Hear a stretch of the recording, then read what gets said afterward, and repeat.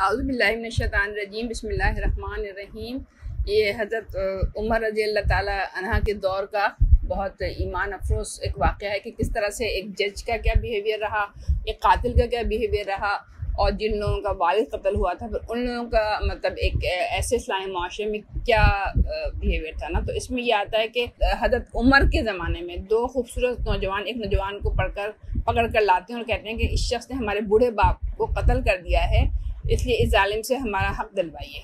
तो मुल्ज़िम भी कबूल लेता है कि हाँ ये जुर्म मुझसे सादिर हुआ है। तो हज़रत उमर रज़ी ताला अन्हु कहते हैं तो तुम अपने जुर्म को कबूल करते हो? तो उसने कहा कि हाँ मैं इस जुर्म को कबूल करता हूँ। तो हज़रत उमर ने कहा कि फिर इसके क़सास में ये कि तुम्हें कत्ल कर दिया जाएगा।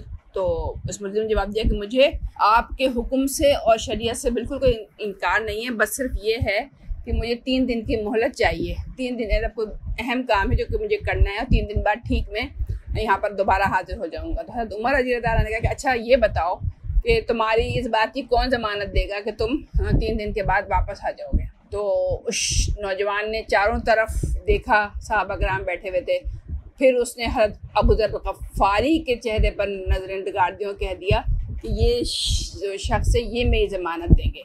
तो हज़रत अबू ज़र ग़फ़ारी ने भी कह दिया कि हाँ मैं इसकी ज़मानत दे रहा हूँ। चुनांचे उस मुल्ज़िम को छोड़ दिया गया। अब जनाब 2 दिन तो गुजर गए, अब फिर तीसरा दिन भी गुजर गया और हज़रत अबू ज़र ग़फ़ारी भी आ गए दरबार के अंदर और मुल्ज़िम का इंतहाई बेक़रारी के साथ इंतज़ार किया जाने लगा।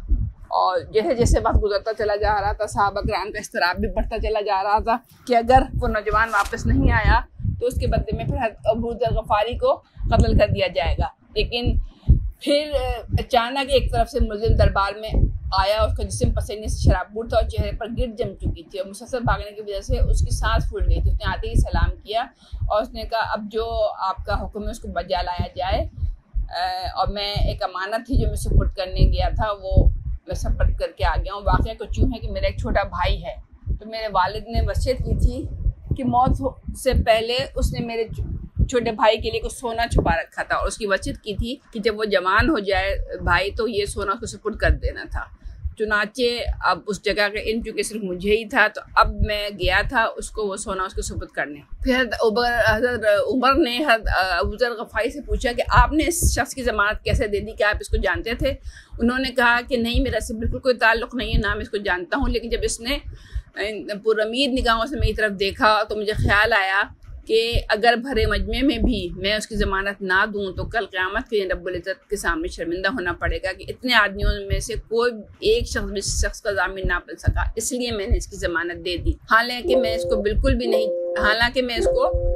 भी नहीं जानता था कि ये कौन शख्स है, चुनाचे मैंने इसकी ज़मानत दे दी। तो ये सुनकर हाज़रीन महफिल के आशिक़ आलूद हो गए और मुद्दियों ने इल्तिजा की कि ए अमीरुल मोमिनीन, हमने अपने बाप का खून माफ़ कर दिया। यानी ये सब देखकर उन्होंने जो उसकी शख्स की ईमानदारी देखी उस नौजवान की, तो जिस के बाप कत्ल हुआ था उन नौजवानों ने इस शख्स को माफ़ कर दिया ना। तो अल्लाह करे कि आज के भी हमारे ईमान इतने मजबूत हो जाएं कि अब इंसान को खुद ही यानी एक फ़िक्र होती है ना कि बजाय इसके कि इस गुनाह की जुर्म की सज़ा मुझे आखिरत के अंदर मिले, वो सज़ा मैं दुनिया ही के अंदर भुगत लूँ ताकि आखिरत के अंदर मुझे उस जुर्म की सज़ा ना मिले।